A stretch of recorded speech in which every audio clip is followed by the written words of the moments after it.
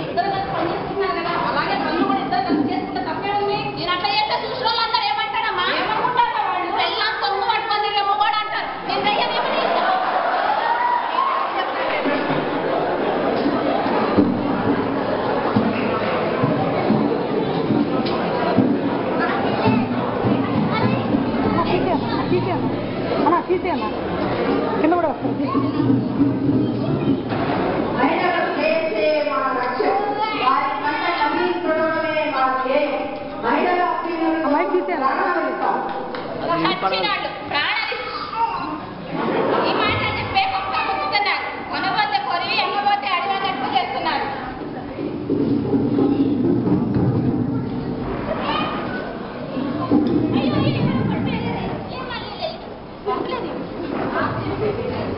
తీసేయమ్మా అప్పుడు అవసరం లేదమ్మా నా కింద పడిపోతుంది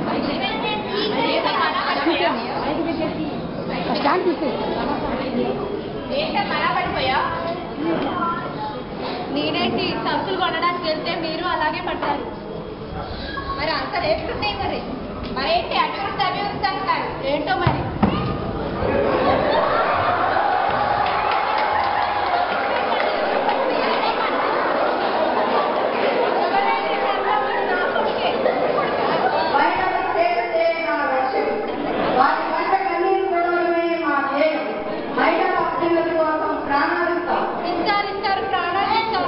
మిగిలిన ₹4 మీరు తాగుంటే తగిలేస్తున్నారు.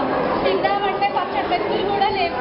అదేంటి ₹5 బియ్యం అంటారు. పప్పు తీసుకుంటూ పెంచేస్తారు. ఎంత రేపు ఓట్లు అడగడానికి వస్తారు కదా అప్పుడు చెప్పుదా వాడి పని. కొంచెం సాయపడండి అమ్మా. ఈ బాధలున్నంత కాలం మనం ఇంతే.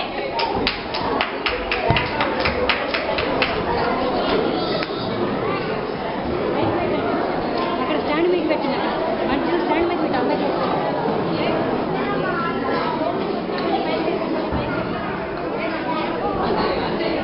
పర్వాలేదు సరుకు మంచిదే. ఒంటరిగా ఉన్నావు